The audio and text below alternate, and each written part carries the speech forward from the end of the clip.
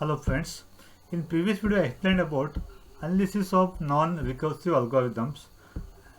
Okay, and I explained general plans for analyzing the time efficiency of non-recursive algorithms. After that I explained how to find maximum element in the given array. Okay, then time efficiency, okay, time complexity of the maximum array element. Okay, now we'll study one more examples of non-recursive algorithm to check whether all the elements in the given array are distinct. Okay, you have to check whether the array elements are distinct or not. Okay, algorithm unique elements a of 0 to n minus 1. Okay, array element a of 0 to n minus 1, you need n value, then array elements, and determines whether all the elements in a given array are distinct. You have to determine whether all the elements in a given array are distinct. Input an array a of 0 to n minus 1. Okay, you have to input n value, then after that array elements a of 0 to n minus 1. The output is returns true if all the elements in A are distinct. Okay, it returns true if all the elements in array are distinct. If all the elements are distinct, it returns true. Otherwise, it returns false. If any one is same, if any one element in the array is same, then it returns false. Means the array elements are not unique. Okay, they are not distinct. Okay, so you need two loops. One loop for number of pass, then second loop for number of comparisons. Okay, first loop for I equal to 0 to n minus 2. Okay, start from 0 till n minus 2. Number of passes till n minus 2. If n equal to 5 means start from 0 till n minus 2 means till 3, 0 to 3. Then one more loop, inner loop, for j is equal to I plus 1 to n minus 1. Okay, start from j is equal to I plus 1 till n minus 1. Okay, when if I equal to 0 means start from 1, if I equal to 1 start from 2, when if I equal to 2 start from 3, like this. Okay, then compare a of I with a of j, means compare a of I element with all the a of j elements. Okay, like this. Then you have to find the time complexity. By taking example you can clearly understand. Okay, so this is example n equal to 5. Okay, array elements, so the number of elements 5. Example array elements are a of 0 equal to 4, a of 1 equal to 2, a of 2 is equal to 9, a of 3 is equal to 10, and a of 4 is equal to 3. Okay, so these are the array elements. Total 5 elements are there, a of 0 to a of 4. Okay, so first for I equal to 0 to n minus 2. Okay, so when I equal to 0, okay, then j is equal to I plus 1. Okay, j is equal to I plus 1. Okay, when I equal to 0, okay, 0 is less than n is 5 here, 5 minus 2, that is 3. So 0 is less than 3. Then condition satisfies, then j is equal to I plus 1. Okay, j is equal to I plus 1. I is 0 here, so j is equal to I plus 1. j is equal to I plus 1 means 1. I equal to 0, j is equal to 0 plus 1, 1. Then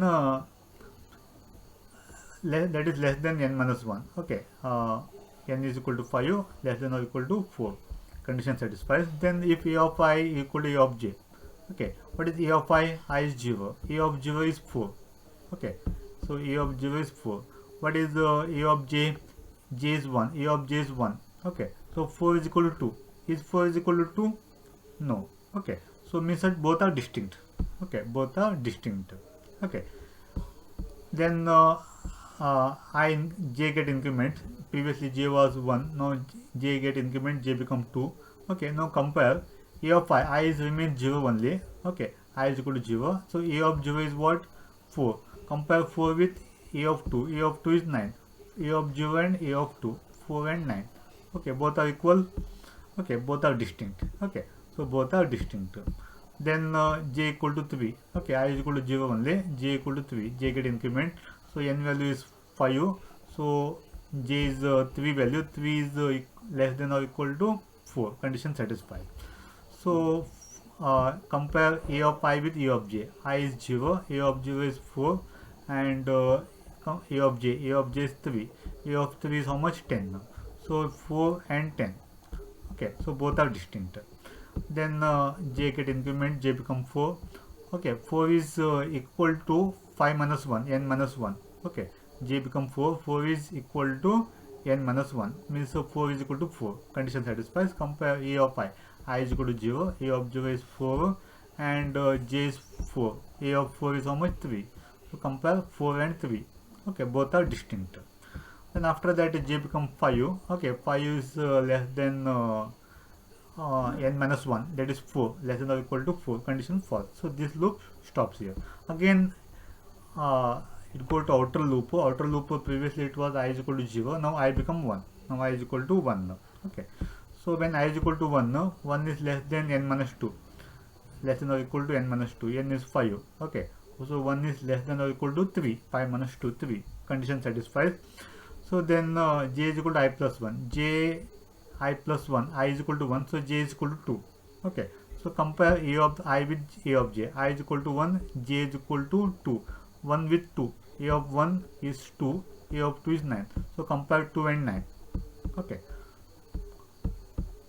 then similarly j get increment. Okay, j become 3.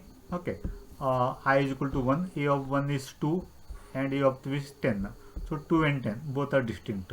Then j get increment, j become 4, I is equal to 1 only, so a of 1 is 2, j is equal to 4 is 3, 2 is equal to 3, a of 1 and a of 4, 2 and 2 equal to 3, both are distinct.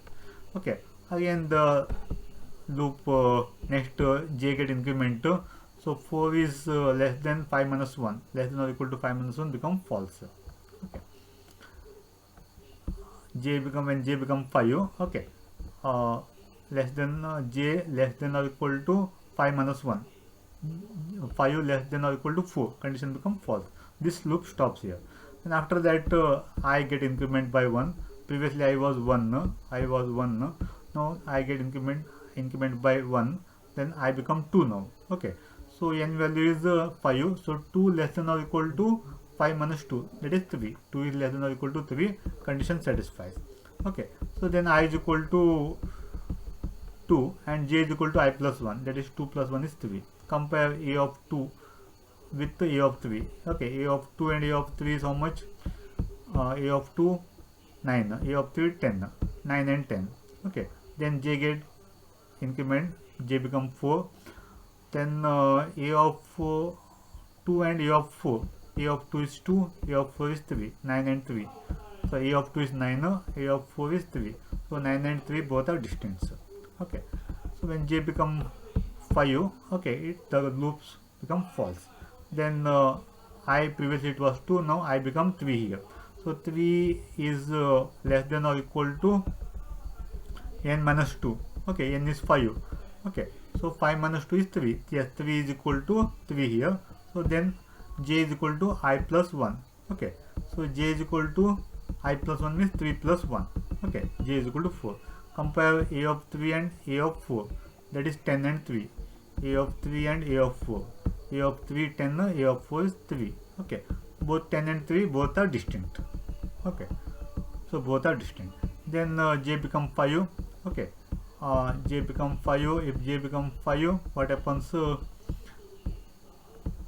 5 is less than or equal to 5 minus 1. 5 is less than or equal to 4, become false. Then I get increment. Previously I was 3, now I become 4. Okay, when I become 4, I is less than n minus 2. Okay, n minus 2 means n is equal to 5, 5 minus 2. 4 less than or equal to 3 become false. So this loop false. Okay, we stop the loops. Then what is returns? Okay, nowhere it returns false. Nowhere this book become equal here. Okay, so all are distinct. Okay, so finally it returns true, means what? All the elements are distinct. So all the elements 4, 2, 9, 10, 3 all are distinct. Okay, if any one element is same, example 9 9 here, then it returns false, means what? All the elements are not distinct. Okay, then so here basic operation is complete. So here basic operation is comparison. The maximum number of comparisons happen in the worst case. Okay, if elements are distinct, okay, so it compare all the elements. Okay, so it become a worst case. That is, all the elements in the array are distinct and algorithms returns true. Okay. Total number of basic operations comparison in the worst case are, okay, so there are two loops.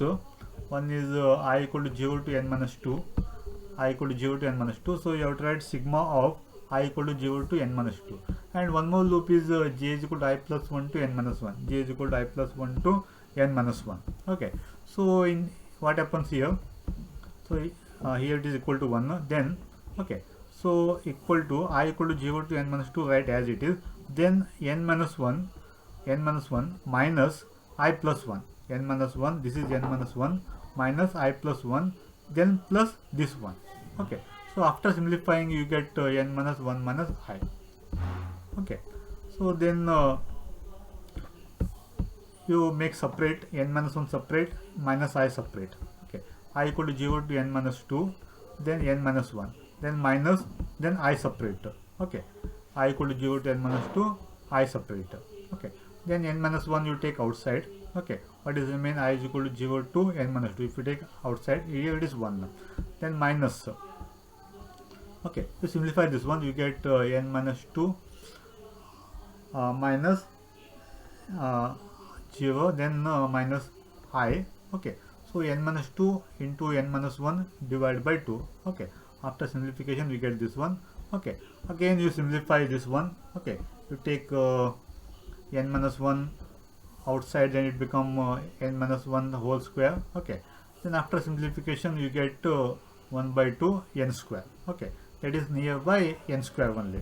Okay, so in worst case, okay, big O of n square. Okay, you compare all the elements. Okay, if the elements are distinct, you compare all the elements.